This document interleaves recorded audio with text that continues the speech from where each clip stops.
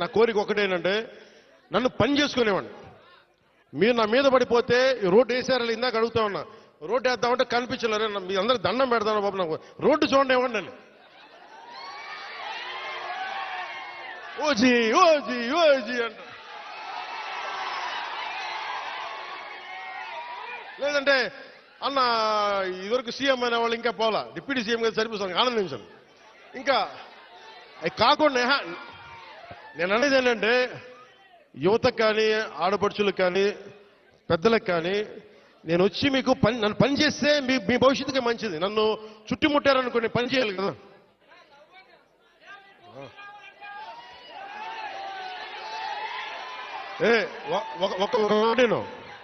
ఒక మాటేనండి.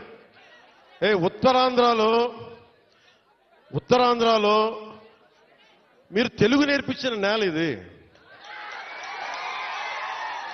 వాడుక భాష నేర్పించిన నేల ఇది, తిరుగుబాటు అంటే నేర్పించిన నేల ఇది. అంటే మనల్ని ఎవరన్నా దోపిడీ చేస్తుంటే ఎదురు తిరిగే నేల ఇది. మీరు ఈరోజు ఏమైపోయారంటే మీరు సినిమాల మోజులో పడిపోయి మీరు పోస్టర్లు పెట్టి ఓజీ ఓజీ లేదంటే మిగతా హీరోలకి జైజీలు కొట్టి ఇవన్నీ కొట్టండి.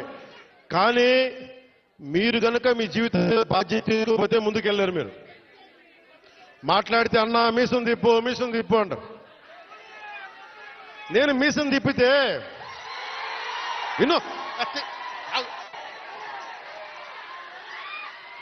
మీసం తిప్పితే రోడ్లు పడవు, అర్థమైందా? నేను ఛాతీ కొట్టుకుంటే రోడ్లు పడవు.